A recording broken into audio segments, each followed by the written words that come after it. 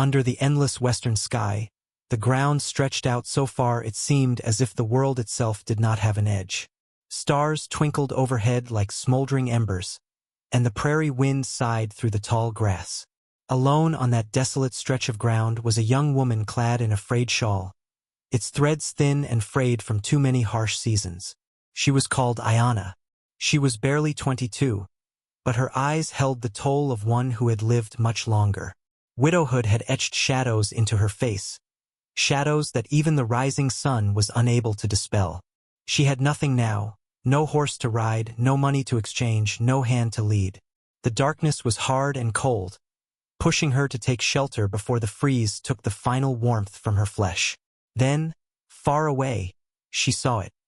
A flickering torch, quivering against the black horizon. A ranch house stood there, shining like a beacon through the desolation. Her feet stuttered. A part of her yearned to turn around, to continue walking toward the uncertain, rather than face another door slammed in her face, another reminder she was not wanted.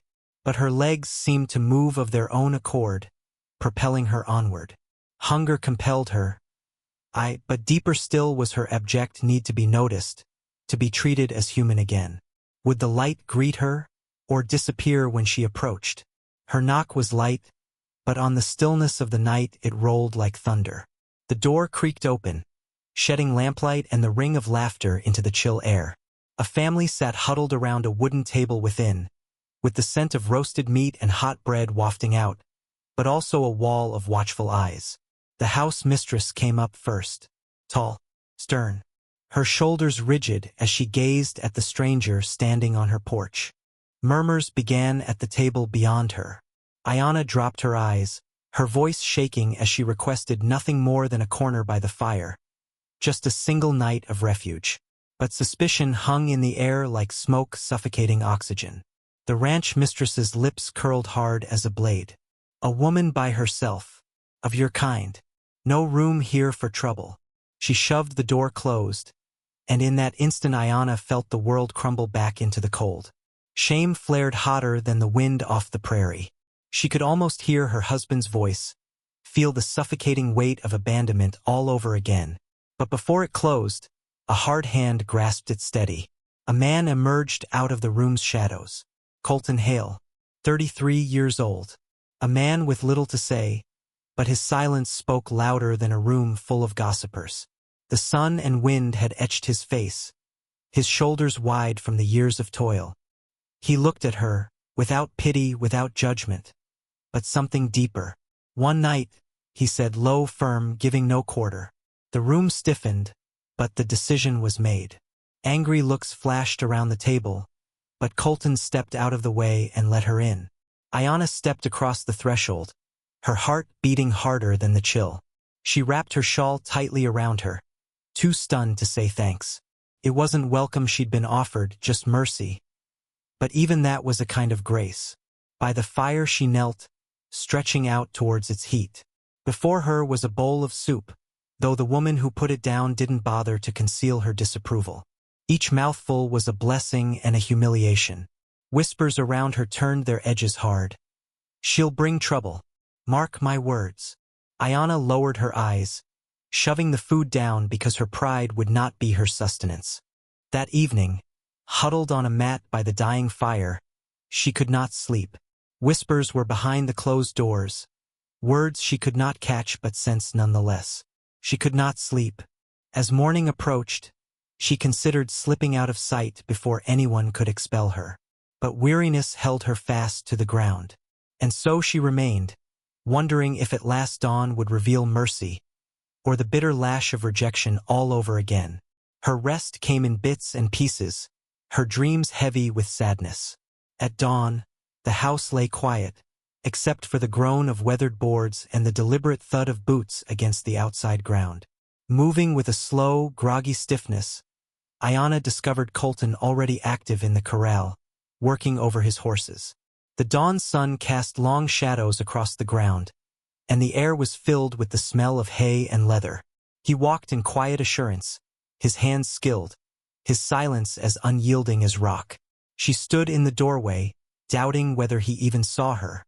But observing him awoke something within her, a vacant pain, not of hunger, but of something greater, something she could not yet define.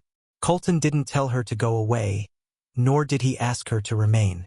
Instead, as if it were the most normal thing in the world, he handed her a bucket and gestured toward the feed sacks. Reluctant but cooperative, she complied, pouring grain with cautious hands. The horses nickered softly, their warm breath misting in the cold. A small nod traveled between them, unspoken, yet binding. In that one movement she felt seen and challenged. Days passed in this soft cadence. No high-minded pronouncements, just little conversations that created something weak and true. She prepared meals with what there was, repaired frayed fabric, and sang low songs to herself as she went about it. He, for his part, brought her bread, mended the frayed edge of her mantle, and taught her the steady heartbeat of existence on the land. He spoke very little more than a sentence or two, but his silence became less burdensome, less remote. She felt a story hidden in his isolation, wounds he didn't tell her, but which remained in the creases of his face. What had shut him down from the world? However, the world outside closed in. A rider once stopped by the ranch spat at the earth beside her feet one afternoon, cursing brutally before riding off. Shame burned in her cheeks, but she held fast, unblinking. Colton stood by, his jaw clenched, his eyes growing narrow, though his lips remained sealed. His silence made a vow which she did not yet comprehend. But news spreads quickly in small towns. Quick came the whispers tart and bitter. Colton Hale is harboring a widow. Respect turned to suspicion. Courtesies became guarded nods. Trades became more difficult, and judgment loomed over all. Ayanna saw the burden he bore on her behalf. Guilt ate away at her. Was she taking his position among his people? She had considered leaving to spare him more shame more than once. But with every step, her body protested. His silence of understanding, the way he placed a setting for her at the table without invitation, the way he labored alongside her as if she were one of them, grounded her to that space, to him. But the pressure only grew. One evening, it arrived at their door in flesh and voice. Men from town stood firm, their words sharp as steel. Send her away, or you'll lose everything. The air was brittle with tension. For a long moment, Colton said nothing. Ayanna felt despair closing in, her hand reaching for her shawl, ready to walk back into the night to save him from ruin. But then his voice broke the silence. Calm, steady, unshakable. I've already chosen. He moved forward, not angrily, but with a steadfastness that quieted all objection. And then, in front of them all, he took her hand. The world came to a standstill. The wind died down. She shivered not with fear, but at the overwhelming burden of being viewed, of being embraced not as a weight, but as a companion.